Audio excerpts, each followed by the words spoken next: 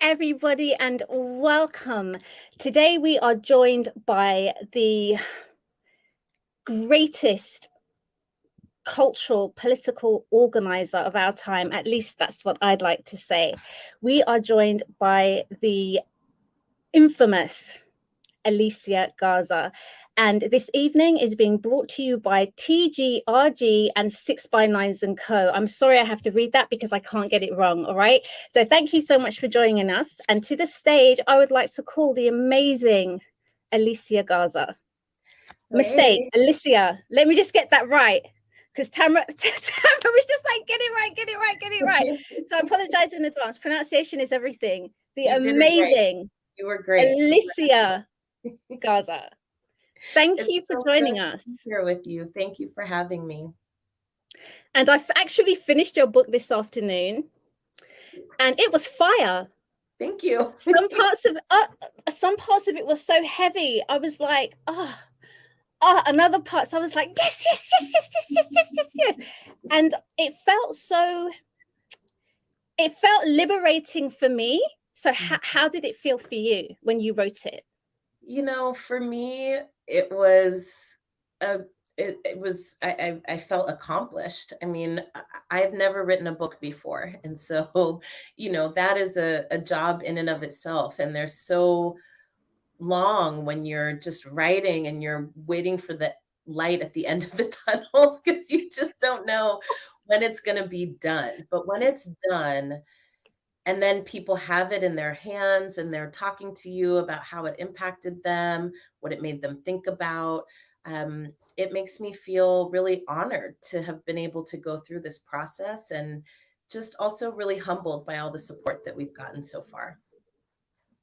So there are so many themes in the book, and we don't have much time, so I'm gonna narrow it down, right, which has been really hard. You are so humble. Like, you don't stunt, right? At all. You share all of the glory, you share all of the power, you name everybody, random people. You don't even tell me their last names. I'm like, who are these people? I can't even Google them. You name everybody. So in many ways, the book is very personal, but it's also very private. Was that deliberate? It was. I mean, part of what I wanted to do with this book is to open the curtains so people can see behind the scenes at what it takes to build movements like this one. I think for a lot of people, you see it on television, you see people demonstrating in the streets. And I've been asked so many times, like, how do I turn a hashtag into a movement? And I always tell people that's not how it works, right? I mean, honestly, so much of what we're seeing now is the result of decades of work and relationship building. And so for me, yes, this book is meant to pull back the curtains so that people can kind of see behind the scenes. And it's also really the book that I wish I had 20 years ago when I started doing this work. There's so many things about social change and making change that aren't obvious to people. And for a lot of us who have gotten into this work, we learn it by, trial and error. And I'm a big believer that if you have information and wisdom and lessons to share so that we can make new mistakes and not keep making the same old mistakes over and over again, that we should do it. But in order for that to be real, I had to be vulnerable. And I really did have to and wanted to offer, the fun things, the light things, the funny things, and also the things that we don't talk about because we're embarrassed or ashamed or we think it's just us. I wanted to just break all of that open. And this isn't the kind of final, right? This is one person's experience and lessons and stories. And I hope what it catalyzes is other organizers, other change makers to also write about their journey. We need a whole canon of books like this. And I'm really honored that I was able to contribute to it. And I think what was so special about it was it's a blueprint. It's like a dummy's guide for organizing, right? This is what you do, A, B, C, D. These are the pitfalls. And you could really strip away all of your personal anecdotes and really have a game plan. So it was very, very clear. I felt like I went to school. Like you took me to school and you Right on. educated me. And you were so clever because you were able to completely debunk all of the myths and the misrepresentations that have been perpetuated among various communities about the Black Lives Movement. Mhm. You know, and I thought that was very, very clever as well. But what I wanted to also ask you is, you shared so many funny stories that I could relate to, especially about when you were caught. I used to shoplift with my friends. My mom's not listening, but I never got caught, right? And I was like, when you got caught shoplifting, I was like, oh my God, I feel Oh, so bad for her. This is so terrible. And then when your dad took the kind of like kicked off your bedroom door, I was like, oh my God, like my heart was beating. Like, in terms of sharing as a Black person, or as a Black middle class person, or somebody that uh, doesn't come from a background characterized by crime or petty crime, how comfortable did you feel sharing that story? you know, I was hoping that these are stories that people could relate to. And for me, sharing these kinds of stories was really about helping to locate myself inside of this broader political context. And I wanted to make sure that in these conversations, right, that we are stripping away what I call kind of like the superhero complex. Every time we are talked to about people who make change, people who have made breakthroughs, we learn their stories in such a way where they're almost canonized unfairly, right? The experiences that I shared are things, like you said, that a lot of us have gone through in some way, shape, or form. And I wanted to do that because I want everyday people who are looking around and saying, oh, I could never do that, to actually say, oh, that's what she was going through. I've gone through that. If she can do it, I can do it. That was my intention with sharing some of those stories. And some of them are funny, some of them are a little embarrassing, like that one. But hopefully what it's doing is, just humanizing people like me who are change makers and who pursue change with the work that we do every single day. When you were caught with the half pound of weed, I was just like, oh, what do this gal, man? What does she want to die? so there's a section in the book where you're with your friend, your genius friend. She's in the gifted and talented program, and you're smoking weed on a hilltop in your mother's car, and then the police roll up behind you, and you're trapped. All you could do is be honest. There is nothing you could do. There's nothing you could do. And the guy and the police officer searches your vehicle, or your mother's vehicle, and he finds a half. Like, you have to get the book to understand the process of what a 17-year-old Alicia Garza was doing with a half-pound of weed, right? But um, that was clearly a seminal part of your life, because if this police officer treated you like most police officers treat other Black people, you could perhaps have been on a very different trajectory now. That's right. And that's why I wanted to share that story, because I think, there's a way with Black communities where people assume that we are all the same and that we all experience the same things and we all come from the same backgrounds. And the fact of the matter is, we are very complex. And I wanted that story to help show, when we talk about race, we often don't connect it in the ways that it should be. And we don't go deep enough. And I wanted to use that story as an example of how sometimes we focus on the exception to the rule as opposed to the rule itself. And very small things, if they had been different, my story would have been like the story of so many other people who have been criminalized for marijuana who don't get a second chance, and that has everything to do with the zip code that you live in, the address that's on your license, whether or not you even have a license.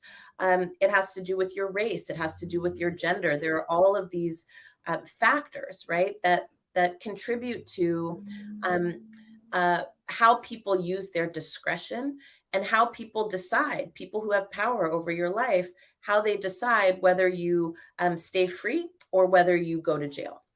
And in a lot of ways, this isn't about good people or bad people. That police officer in particular really did use his discretion and saw something, right, that he clearly felt was not threatening. But had anything else in that story changed, who I was in the car with, where my license address was, where I was, then it would have been very different. And I think that we deserve to examine and explore whether or not that's fair and what that fairness is based on. And so often, when we're talking about criminal justice, when we're talking about crime, we have this conversation that's about good and bad people, people doing right and wrong. But actually, it has everything to do with power and privilege. And I wanted to share that in the book so that people understood it didn't have anything to do with that officer being nice or not. It had everything to do with the environment that officer was in and the environment that I was in and how they perceived me and how I perceived them. So I was hoping that that story could shed some light on the ways in which race and gender and class intersect to really determine people's life outcomes and life chances. That was really key as well during your book, that you break down and express very clear political ideologies. And of course, you were exploring or examining systems and what's necessary for systemic change. And part of that was a really profound explanation of intersectionality and the differences between diversity and intersectionality. So why is that so important? Because this seems like the linchpin of moving these processes forward. Well, first of all, I'm so grateful to Dr. Kimberly Crenshaw, who is a good friend of mine, who took the time to review that chapter and make sure that I was on the right page. She is the originator of the term intersectionality, although the kind of theory behind it, right, is much older than she is. But I'm so grateful for the contributions that she has made to this canon. I wanted to have this in here because I think we throw words around and we don't actually know what they mean. And I'm somebody who believes that words mean things and words matter. And so intersectionality and diversity and the difference between them are actually really important because one maps power and the other maps presence. And, as my friend and, co-conspirator Rashad Robinson from Color of Change always says, presence is not power. Power is power. And so when we're looking at intersectionality, what I really wanted people to be able to do was one, understand from the originator what it means and what it doesn't. Two, be able to contrast the difference between, having representation from a bunch of different groups and making sure that as we are creating change, right, that the conditions and the experiences of groups that are marginalized are front and center. And that is different than having people at the table, right? It's like we create our change around making sure that people have different lived experiences, not just out in the world, but also in our movements. And so I hope that what people take from that chapter is a clearer sense of why intersectionality helps us understand who has power and who doesn't, and also gives us a roadmap for how to change that. And that is very different than making sure you have Black people working at your company. That is very different than I think how we approach a lot of diversity and inclusion type of work. It's really about how do we transform power dynamics so that everybody has some, versus let's just make sure we've got sprinklings of different people in here so we can feel better about what we see without actually changing people's material conditions. That's so interesting. And what I also found interesting was the critique of Black power movements in the United States. So, as we know, Black Lives Matter was created technically by three women: you, Patrice, and Opal.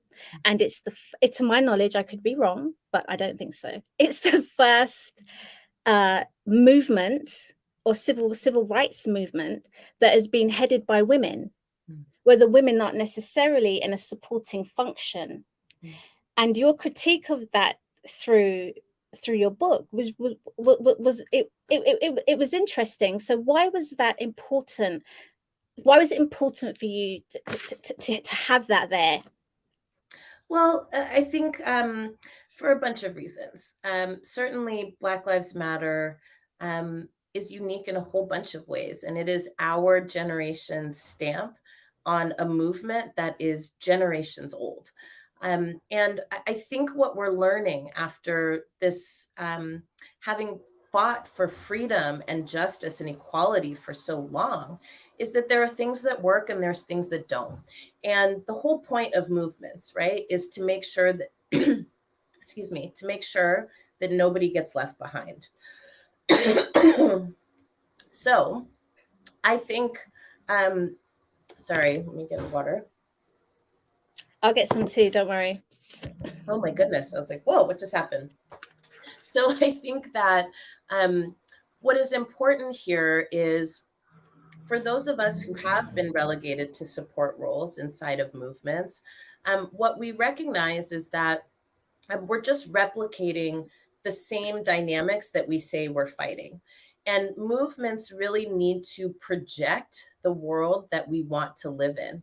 And it cannot, right? And it must not remain comfortable in the same dynamics, but just giving it another kind of sheen to it, right? So that is important. And then also, of course, the leadership of people who have been left out and left behind is what makes movements transformative. And so, in the book, I do talk a lot about some of the lessons that we are learning through this iteration of the movement, and some of the lessons that we still have yet to get right. And my whole kind of adage here, or my theory, is that we need to be able to, in order to make progress, we have to be able to make new mistakes. And one mistake that we know that has been pretty common, right, is again trying to replicate the same dynamics, but call it justice. Actually, justice looks like transforming our relationships so that nobody gets left out or gets left behind. Which is key, really, because you do this particularly when you speak about queer people.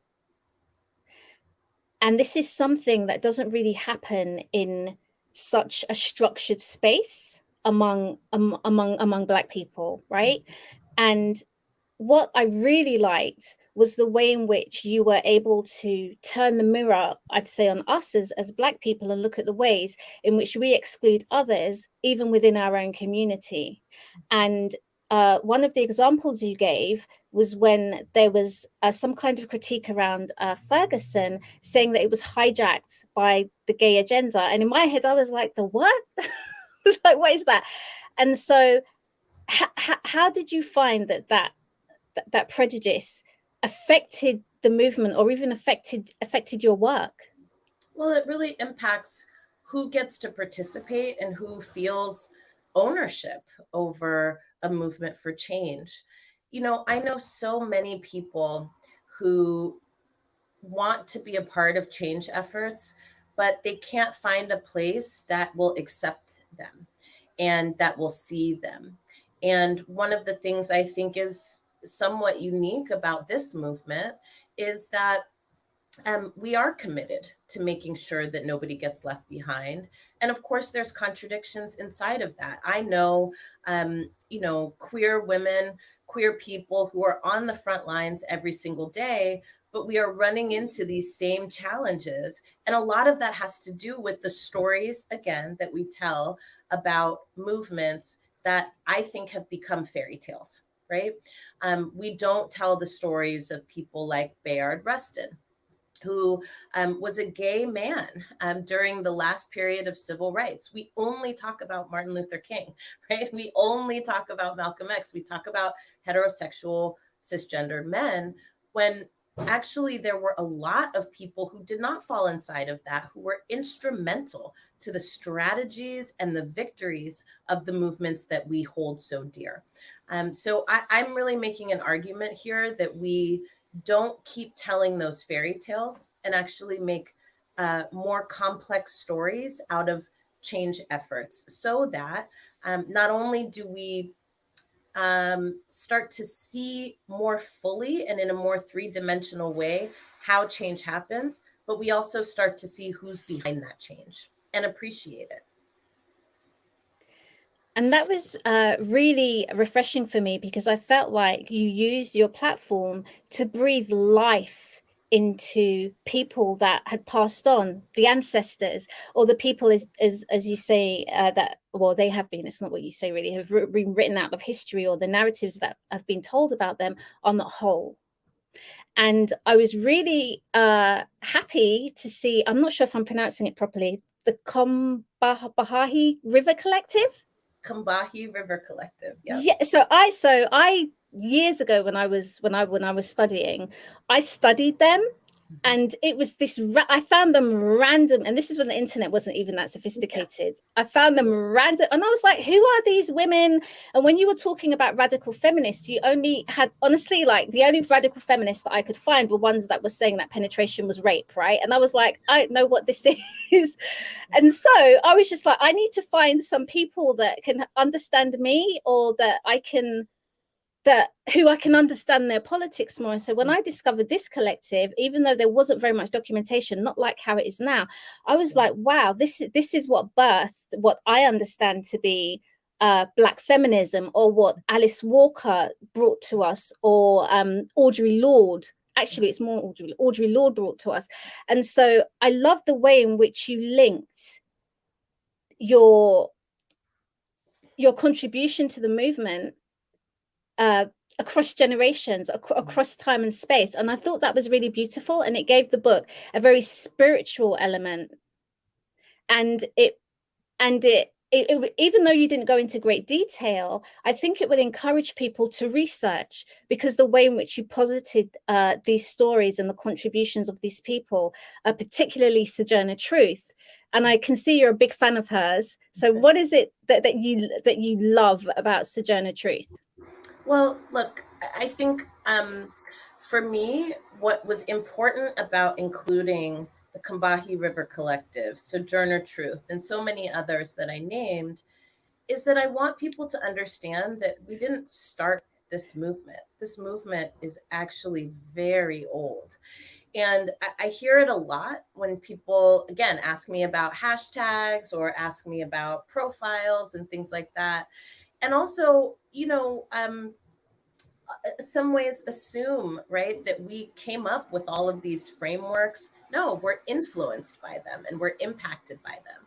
And that's because they came before us and they really shaped how our movement lives and breathes right now. And hopefully, what we're able to do inside of that is also add our own stamp and our own contribution.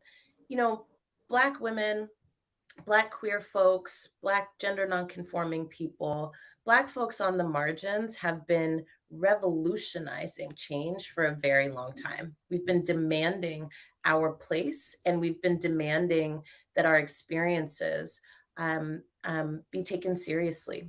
And it is women like Sojourner Truth, right, who called out being excluded from the suffrage movement on behalf of Black women everywhere, right? And her intervention, right, actually shaped feminism in a different way. It's, people like the Combahee River Collective who challenge white feminism and talk about the ways in which We don't have the luxury, right, of leaving our people behind, whether they be men, women, queer people, poor people, right? We don't have that luxury. And then they're also challenging Black folks, right? And saying, you know, there's a way in which we are, again, replicating these power dynamics that we already know don't work for us. But because we yearn for power so much, right, we are in danger of doing the same thing that is killing us. So I wanted to put this in the book because I think there's a whole canon of thinkers and doers that people perhaps are not familiar with. But hopefully, by putting them in this book, you can start your journey, right, of better understanding how this movement comes to be and all of the different tributaries and threads that lead to this moment in time. I also really thought you were very brave when you spoke so candidly about your relationship with the Nation of Islam, because what tends to happen is Black people, or in my experience, Mhm. is that Black people aren't always public with their affiliations to the nation, right? And in the beginning of the book, so the first chapter, you mentioned nation 2 times. I was like, oh, I have to ask her about this. And then as I went on in the book, I was like, okay, they even get a chapter. This is good. And I thought I mean, you describe yourself as a radical, and of course, everything about you and your actions suggests that. But to me, that was a definite kind of underscore. It was like radical, radical, radical, radical, only because of the treatment often of the nation. And you spoke about the nation's discipline, you spoke about their ability to organize, but in a broader context, it was about finding people that were so different to you, as an example of people that were so different to you, perhaps in terms of your belief systems and the way in which you live your life, but finding common ground to work together and building this broad base collective. And I thought it was an excellent example. And I think that the man's name is Christopher Mohammed, when he spoke about uh, the difficulty he had with not discriminating against queer people. And I wondered how you were able to impact him as an individual, because that's significant. Yeah. Let me start off by saying that Black radical traditions have always been demonized. And there's a saying that I don't know where it comes from, and it gets adapted in many different ways. But the way I know it is until the lion has its own historian, tales of the hunt will always glorify the hunter. And when it comes to groups like the Nation of Islam, when it comes to Black Lives Matter. I mean, there are so many people and traditions inside of our communities that have been really targeted.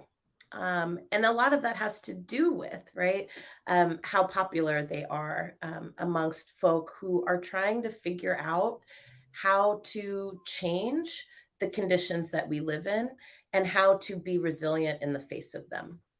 And, I wanted to make sure that people saw the many different threads that have influenced me, because I wanted to break open this conversation about what it takes to win. We don't have the luxury of cutting versus sewing, as my friend Caitlin Breedlove often says. Like, what a luxury it must be, right, to be able to think that you have the space and room to cut people away as opposed to learn how to sew people together. And Mm-hmm. I for me, as somebody who gets uh, targeted and attacked all the time about what people think my beliefs are, nobody's quite gotten it right. But everybody kind of slaps labels on me, right? They're like, "Oh, you're a socialist, you're a radical, you're a communist, you're this." I'm like, I'm actually none. I don't identify as any of those things. And as somebody who is very steeped in social theory and political theory, like again, words matter.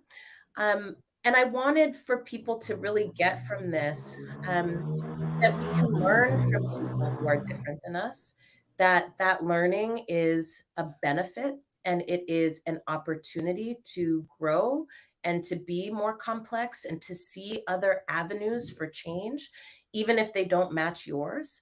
Um, and I also really wanted people to um, feel in there how our working together, our collaboration actually made us stronger, even though we couldn't be more different. The person that you referenced, Minister Christopher Muhammad, he is one of my um, my best organizing trainers. Somebody who taught me a lot and still teaches me a lot about um, how to think differently about change, how to stay strong in the face of attacks, and also how to make sense of power and what it what it is trying to do to people who also dare to be powerful. So I hope that what you get from this part of the book is a real sense of what it took to make change in a neighborhood that had been thrown away, a neighborhood that had been demonized and malaligned, and what are the challenges that happen when people who are very different try to come together to accomplish something together, and then what's possible, right? It was beautiful hearing that sermon from the minister, and groundbreaking and revolutionary in its own sense, right? And so to for me, being a Black queer woman, being able to be unapologetic about who I am, and what I bring to the table, it influences other people to do the same, or even just perhaps reconsider, right? um, that the stereotypes or prejudices that you might have, it allows you to directly confront those. And I think, and I think I talk about this in the book, at least I hope I do. I think that the purpose of keeping people separate from each other is to really maintain these stereotypes and prejudices so that people stay disconnected. And when we live in proximity to each other and we interact with each other across difference, what it does is it highlights what is similar about us. And it doesn't erase the differences, and I don't advocate for that, but it helps us better understand ourselves in relationship to people who are different than us. And I think that's important for movement building. Indeed. And I think this also goes back to when you're talking about the influence that Minister Christopher Mohammed had on you in terms of your resilience, right? In the book, you also mention a couple of times that you go outside for a smoke. And I'm like, she lets people know that she smokes. I'm like, oh my God, she smokes.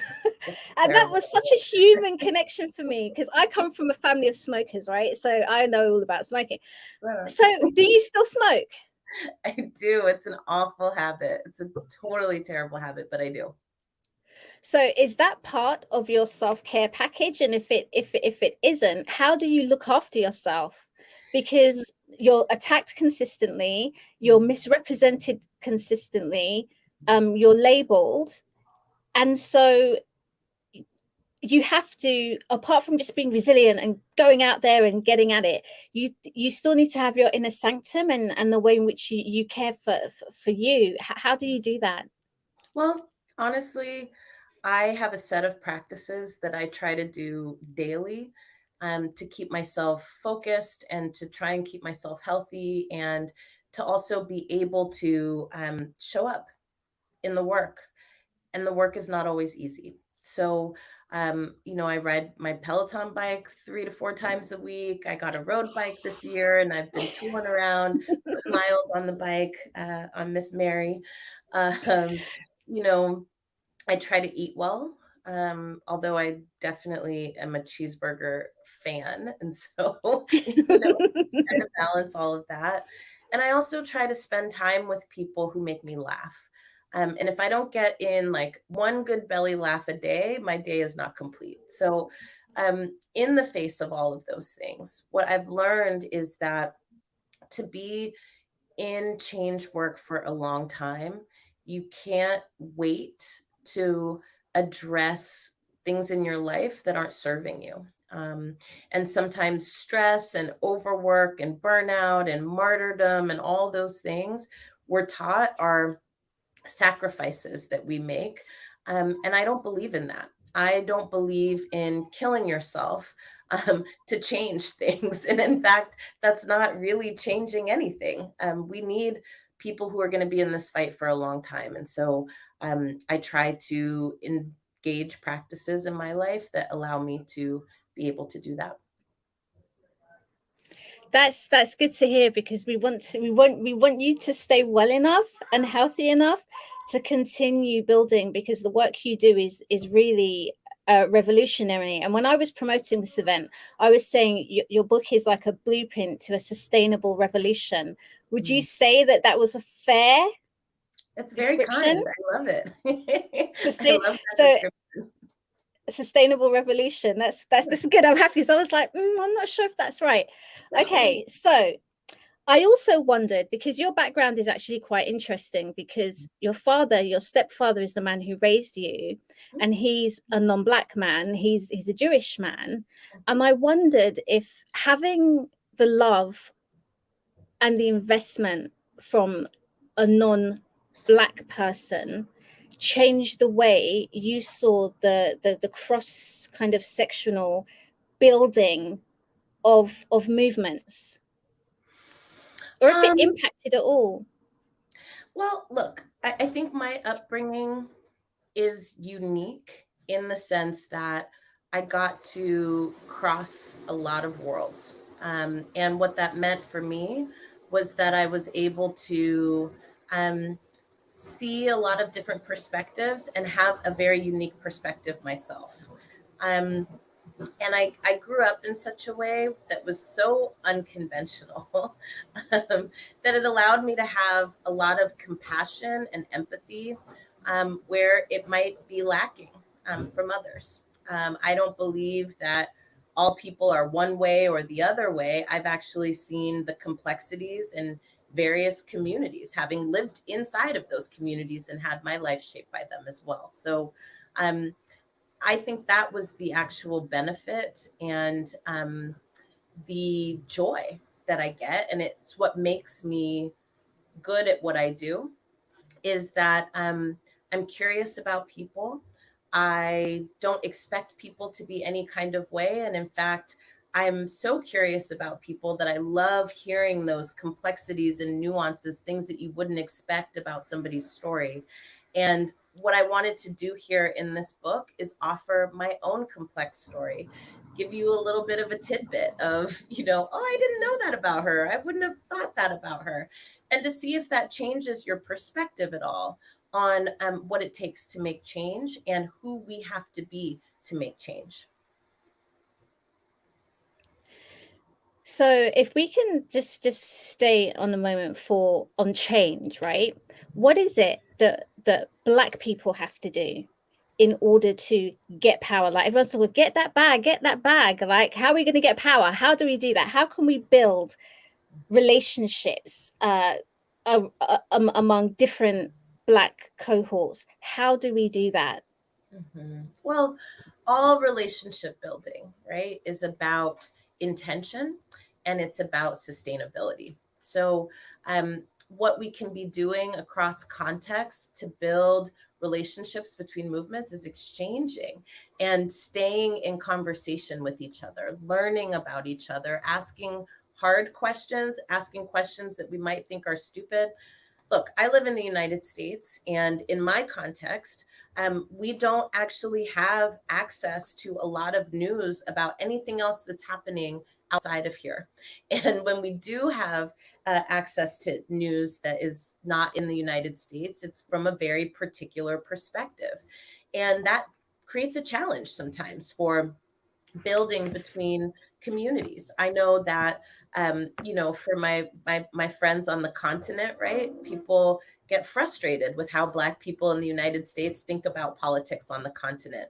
And some of it has to do with the fact, right, that like we're just really divorced from it. And that's on purpose.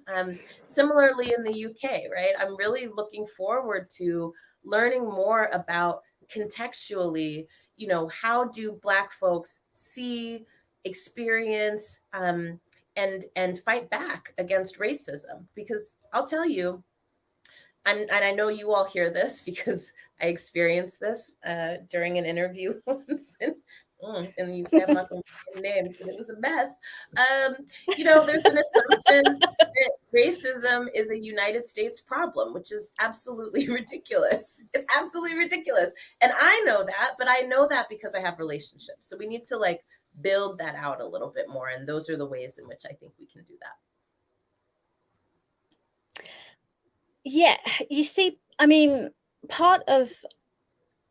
what you didn't speak about in the book in detail, it wasn't the place for it, so it's not a critique, is the impact that your movement had globally. This impact was global, and I actually wrote a piece about the links between the South African anti-apartheid struggles and it being the blueprint in many ways for Black Lives Matter. And so I just think that's something that's missing. And it was something that isn't really discussed in an American media context either. But I think that's a credit to your movement as well, that it spoke to oppressed Black people or subjugated Black people everywhere. And there hasn't been very much work done about the impact or the support or the amplification of Black people around the world and how it may or may not have helped the struggle in the United States. But it's the first time I felt connected globally outside of my silos, right? And I think that was the power of the movement, at least on a global level. It gave everybody I don't know, when everyone's looking at the mountaintop and praying to Zion, I don't know, whatever that thing is, right? But everyone is focused on one place. Like, so you could argue that through, I don't know, Bob Marley and Rasta or reggae music, it was equal rights and justice, right? For everybody. And then it was just another calling cry. And it was so, or it is so powerful that people were able or felt able to, in like a universal voice, say, we matter because of this and this, and we deserve to live because of this and this. But I do have a question in the chat, right, that I need to ask, because I'd like to hear this story. Do you remember dancing to I Am Blessed? So that's going to be a song by a reggae artist in a community centre in Nottingham with a whole bunch of Black activists. And the person that, okay, I am back. Okay, what does Black joy mean to you? Oh, well, that is it right there. Shout out to whoever said that. Yes, I do remember. And I'm quite sure I was probably with my sister Natalie Jeffers, if I'm not mistaken, who loves to dance. And Black joy to me is it's infinite. I mean, there are so many ways in which we have had to find our dignity under the worst of circumstances. And Black joy is what allows us to do that. We are a community, a global community that is connected by our resilience practices. And Black joy is unapologetically living in your full dignity, no matter what is going on around you. We are still going to find a way to not just persist, but to live out loud. Okay, so we have another question. How does money and its management play a role in the sustainability of movements? Well, I think that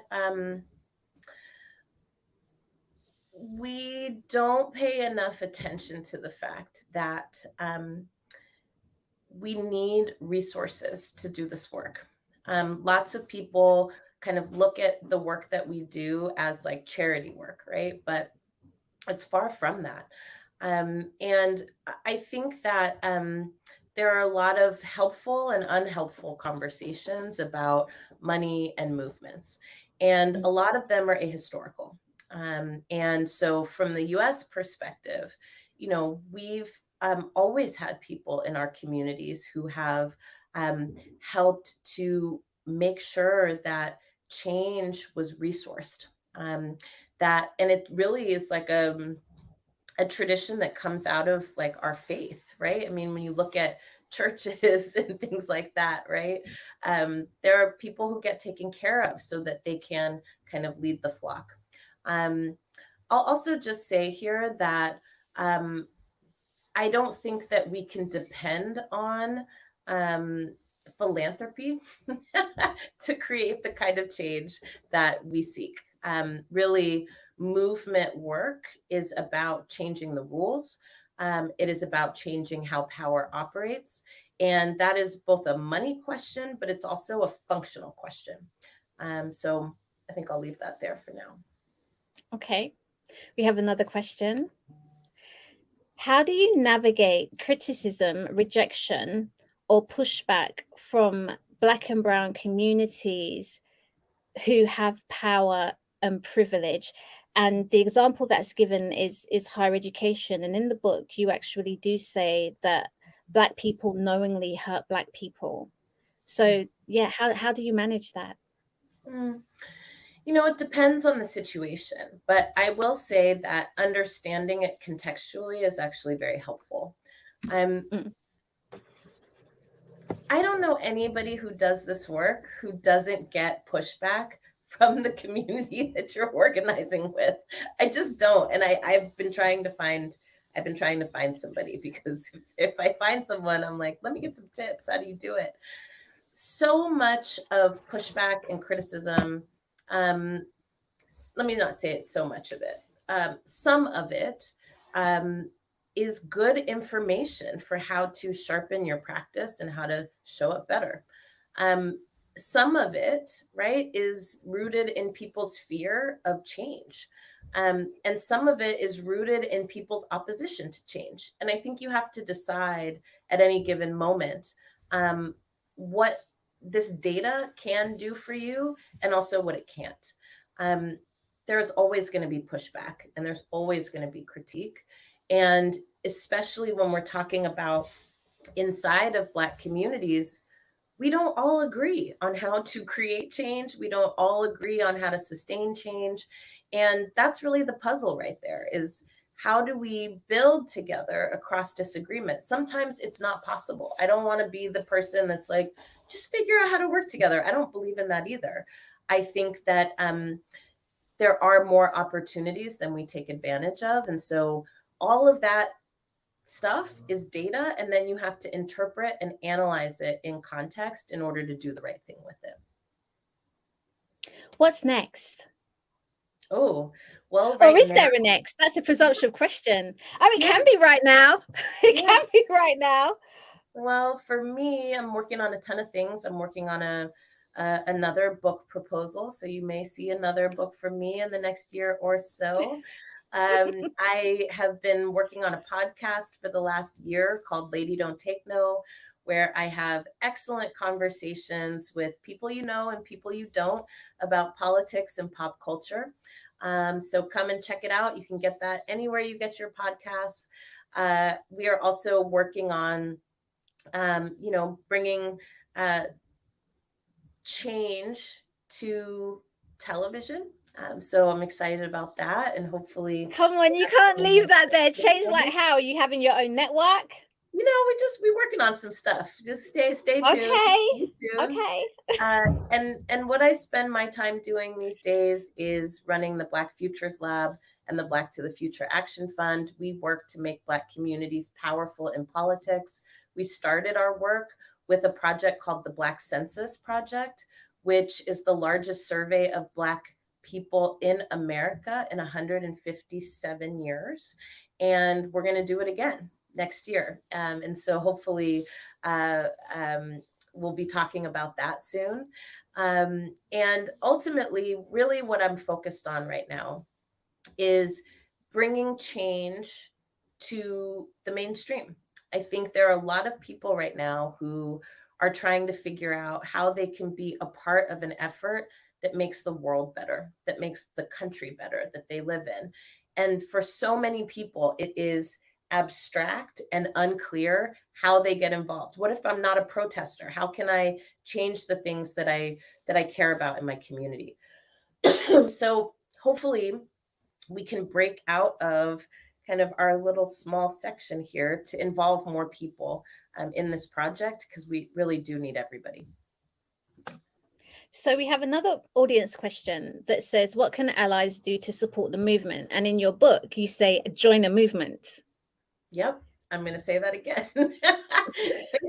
Find somebody who cares about the things that you do. Find a group of people that cares about what you do and join them. This work is a lot, and we don't have enough hands holding the load. So please come and bring your talents and your best self to the efforts for change that you want to be a part of. Is there anything else you'd like to share with the audience before we depart? I just want to say thank you. This project is so close to my heart, and it's a very vulnerable project, but I just want to thank people for supporting it. I want to I want to thank Andrea, right, who loved this book and was like, please, like, I need to be the one to publish this book. So thank you, Andrea at Transworld. And then also just thanks to everybody who took the time to read the book, to engage with the book. Please, like, we're out in paperback this week, actually, as of yesterday. And we did a bunch to update the book so that it could be relevant to this time. And so please spread the word and keep doing so. And thank you for everybody who's supported the book thus far. And the book is also available on Audible. Yes, it is. And you have a really good broadcasting voice, and it's your voice, so it's really pleasant to listen to. Apart from all of the fire and wonderful information contained within, it's actually really pleasant to listen to. Thank you so much. It was really fun to do, and I got to record that in a very historic recording studio where all of the greats have played music and just done their thing. So it was really an honor for me. Which studio was that? Live Oak Studio in Berkeley. Oh, okay. That wasn't in the book. Okay. And I didn't see that anyway during my research, but no, but that's really cool. Yep, so at every awesome. opportunity, you pay homage to those before you. And I guess I'd imagine you use their energy to build and strengthen and sustain you as you go forward. So I think that's also a lesson. I hope so. You know, we all come from somewhere. And for people who are looking for us, right, we've got to leave breadcrumbs and we got to show where we came from. So it's really important to me that people understand that and so many of us, right, we didn't just fall from the sky. We are networked. We have been mentored and loved on by people who have also attempted what we're trying to do. And hopefully we will also be mentors and breadcrumb droppers for the people who come next. So it's important to keep projecting, right? That we're not a random assortment of individuals who are some superheroes, that actually we get our courage and our conviction from each other and the people who dared to do it before us. Thank you so much, Alicia, for taking the time to come and share your energy with us. It's not just your blueprint, but it's your energy. And thank you for loving us, because we love you too. I appreciate y'all. Have we love you too. Of your evening. And you too. Thank you so much. Thank you so much.